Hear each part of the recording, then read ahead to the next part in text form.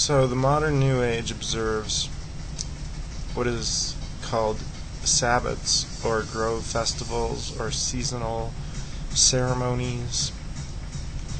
The current New Age observes 8 of them, and there is some debate whether or not this 8-fold cycle of the year actually was observed as a complete 8-fold cycle in ancient times, or if it was not, created in the first half of the 20th century by those that kind of breathed neo-pagan tradition reconstruction into existence, Gerald Gardner, Ross Nichols, Aleister Crowley.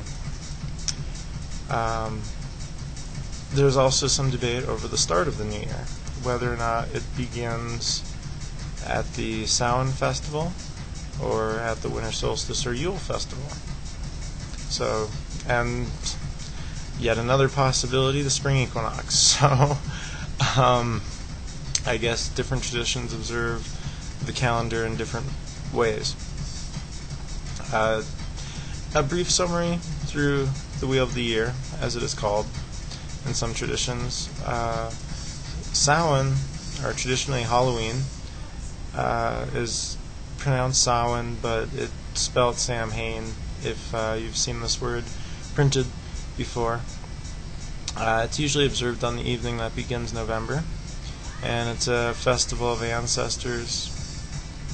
And even though there was some controversy over discussions of the Druids carving pumpkins, which are obviously a New World fruit,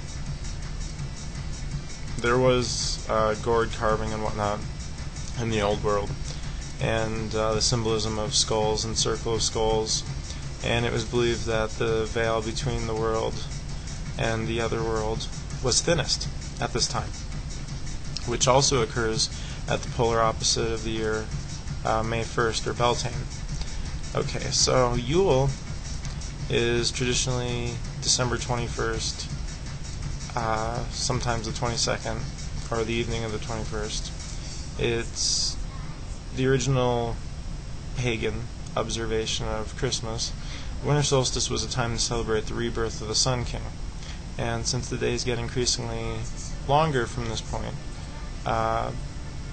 it's the use of mistletoe, decoration of pine trees, the wreath, use of holly.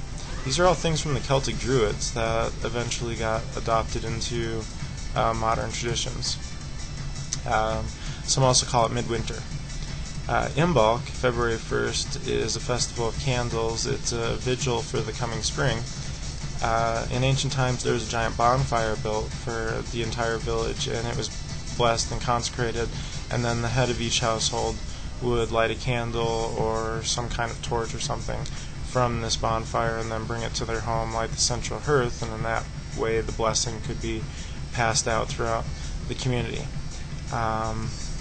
February 1st now is an observation called Groundhog's Day. The Spring Equinox, sometimes called Ostara, it's believed to be the origin of Easter. The festival marks the rebirth of the earth. The equinox marks a time when the length of day and night are equal or balanced. And the hunt for eggs, traditional symbolism with pastel colors, clothing, the new birth animals, pagan symbols of the spring celebration, as is bird watching, symbolism of birds, and this is usually observed on March 21st. Finally, Beltane, on May 1st, now considered May Day. In fact, maypoles date back to ancient times, and it was a fertility festival. The maypole just as much represents the world tree, though, as it does a phallic symbol, just to be honest. And another tradition in the Celtic lands, the fires of Bel.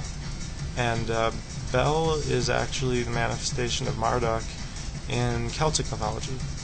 And so two bonfires would be built, the fires of Bel, and then the cattle would be walked between the two bonfires before they'd be set out to pasture. And people would sometimes also do bonfire jumping and things like that, conjuring things into the bonfires for Beltane. And at Beltane, that threshold between this world and the other world is also thinnest. At Samhain, it's considered to be thinnest from the outside in, so that forces from the outside can more easily come this way. But at Beltane, it's the gateway is thinnest from our side, whereas we can more easily work that way. The summer solstice is also sometimes called Letha, and it marks the longest day of the year. For this reason, it was also kind of the mark of the sun's peak of its magical or energetic influence. On Midsummer Morning, Druids still kind of fight for the privilege to perform ceremonies at Stonehenge. It's at this time that the sun is most aligned to the heel stone, and when standing at the altar, the sun can be viewed over the top of the rock some distance away. It's moved from its central place. It's actually a way of being able to calculate what the movement of the sun when Stonehenge was originally aligned. But summer solstice is definitely a significant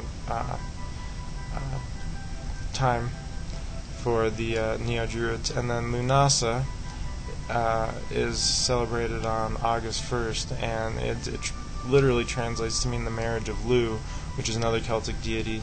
The ceremony represents the marriage of Lu with the land and the beginning of the harvest season and all of that. Most of the ceremonies and seasonal celebrations were agriculturally oriented because these people lived off the land, and it was necessary for them to pay close attention to the seeding and sowing and harvest cycles and whatnot, otherwise they would die. So it was very important for them to observe seasonal cycles very closely. And finally, at the end of the harvest cycle is the Pagan Thanksgiving of Mabon on September 21st. The autumn equinox is a time of feasting and beginning of winter preparations.